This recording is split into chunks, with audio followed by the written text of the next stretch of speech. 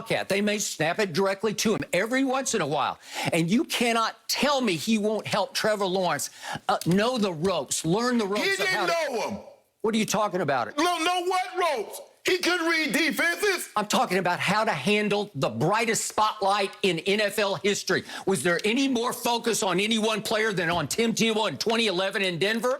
He was it. He was the story of the whole year as the starting quarterback for the Denver Broncos. Yeah. Nobody knows like just the gravity, the magnitude of spotlight better than Tim Tebow. He can help. And furthermore, he can take a little pressure, a little bit of the attention off Trevor Lawrence in a good way early on to let him ease into the job. Think about this, Skip. Urban Meyer gets the job, his first job as the NFL head coach. He gets arguably one of the Mel Kiper says he's the 4th-rated quarterback that he's ever graded in 43 years of doing it. And one of your big acquisitions, you signed Tim Tebow. Really? Yeah, really. After 6 years of being away from the game, after 9 years of not playing in a regular season game, this is what you do. I want to make a quick point here that's very important. It's not like Tim Tebow went away from competitive sports because he has been fighting his butt off for the last 5 years to play the sport of baseball, where he had been out for 11 years, started completely over, and amazingly made the all-star team at AA. Amazingly made it all the way last year to AAA. Amazingly was on course to be with the Mets this year in spring training. And then what happened? He knew what happened. His head coach from Florida got the job at Jacksonville. That's what happened. Hold on. You mean to tell me you're that close? You scratched and clawed. You've been at this. His first love was always football. He said it from the start. I get all that. He was forced to play baseball. No, he wasn't forced. No, his inability to play the quarterback position forced him to go to another trade. Exactly. And he thought he was that good of an athlete that he could switch sports after not playing a sport for over a decade. And now he comes back. Skip, you told me, you said the NFL turned its back on him. So they still did. So why is he back?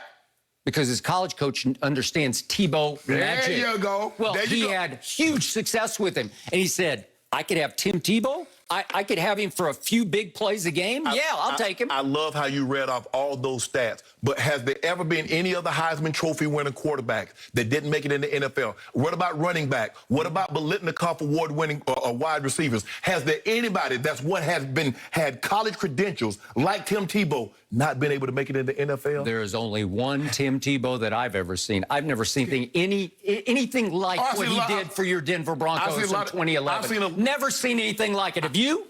You ever seen anything like it? Skip.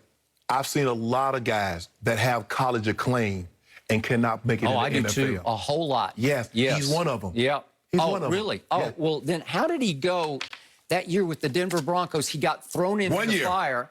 Well, how about the year before? Do you remember the 3 games he got to start? Because Josh McDaniels, what did I say before the draft? I said it on ESPN many times. I said, hey, Tim Tebow, I'll take that guy. Just let me have him late in the first round. I was ahead of the curve on this before the draft. Let me have him late in the first round. And if you run the Urban Meyer offense for your pro football team, he will win games. I said he won't make a Pro Bowl. He'll just win games. And what happened? Josh McDaniels, of all offensive geniuses, said, I'll take him with the 25th overall pick. And what happened the next year? Josh got himself fired. Yes. And all of a sudden, Tebow was adrift in Denver because the guy who picked him was gone. So what happened at the very end of the year? They were a sad sack team. In the last 3 games, they said, let's let the kid play. He's a raw rookie. He's not started a game. And he goes out to Oakland, and he rushes the ball for 78 yards in the rain. And I said, God, that kid can play. And then against Matt Schaub and the Texans at home, I'm sure you watched this game. I think it was the last game of the season, maybe. What's that? Might have been the last game of the season. Second to last game. Tim Tebow, that game, threw for 308 yards. I thought he outplayed Matt Schaub, and he took the Denver Broncos on a late drive of 81 yards in 12 plays, and he scored on his own from the 6-yard line, nose for the goal line, to win the football game 24-23. And that led to a San Diego game that he rushed for 94 yards, and I said, he kept it close all the way, and I said, you know what? He can play. So what happens the next year? New regime. Your man, John Elway. John Fox is the head coach. And what do? Oh, we love Kyle Orton. Let's go. We hate this Tebow kid. He can't play. Not a good practice player. Never impressed anybody in practice. You can ask Urban about that at Florida. And they fell to 1-4 with Kyle Orton. And finally, John Elway said, let's just get this over with. They're clamoring for Tebow. Let's show them just how bad Tebow is. So they go to Miami, and they win in overtime. And Tebow commences to have the #1 QBR in the NFL over the last 5 minutes of the games he starts from there on. And he goes 7-4 in the regular season. And that was pretty good because that was the 7th best starting quarterback record that year. 7-4 was pretty good. And guess what? They rallied to win the division. And guess what? He turned the Broncos into the #1 rushing attack in pro football because they went to ride and decide, read option with Willis McGahee. Willis rushed for 1,194 yards, and Tebow threw in 660 rushing yards in just 11 games. And it was a joy to watch because they were keeping games close because they would just run, and then Tebow would make plays to win the game. So in order to play that style of football, what must the defense be? Exceptional, right? They were pretty good. There were moments that they weren't very good. But think about it. Now, you remember now, they were down to Miami 15-0, and the defense shut them out the rest of the way, and Tim Tebow and them ended up winning the game in overtime, right? Yeah. See, you keep telling me the last 5 minutes, but why does he have the #1 quarterback rating in the last 5 minutes? What about the other 50-plus minutes? So what's he doing in that time? Well, they mostly ran the footballs. Was Tim Tebow running the ball? Yeah, a lot. Yeah. And do you remember that Thursday night game against Rex Ryan's Jets? Do you remember this on national TV? Could we see the run that won the game? Do you remember this? Yes. He's rolling out. He can move a little bit now. I'm not saying he's a great runner, but he's pretty good. And all of a sudden, he's in the end zone at the buzzer.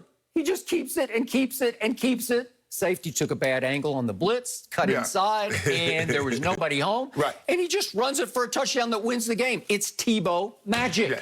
It's what he does. It's what he will do occasionally for the Jacksonville Jaguars next year. So as a tight end, you know, I'm a fairly good tight end. We'll have a little knowledge of this. I mean, tight end got to catch the football. Okay. Hey, Jim, I don't think he'll ever line up at tight end. Jim, he got to catch the football at some point, whether he line up there or not. Hey, Jim, we got any footage of Tim Tebow running a route, possibly catching the football? Tebow is right to the right. Now Tebow in motion. Sanchez looking that way. Now, I don't know if anybody knows this, but when they throw something on the field, it's probably the football. You might want to catch it instead of duck. Well, it hit him on the head. He hadn't even turned around. The ball was in his face. And plus, the DB got a hand on it. DB ain't touched it. Okay. Yes, the DB did touch it. He knocked it down. He hit it. The ball hit him on his head. Okay. The ball DB got a hand on the football. No, Skip. He wasn't even looking for the football. And plus, did he line up at tight end there? I don't think he did. He's like an H-back. Skip, that's my point, is that you have to understand that you got to get your head around to give the quarterback a throw. I don't think you're going to see many downfield routes from Tim Tebow at all. So what is he? It's an H-back. They're not going to announce we signed him as an H-back. That's what they used him in Florida. Go back and look at all the film of his freshman year at Florida. That's what you're going to see over and over again. So, how did they use him? Small but dynamic packages, contagious.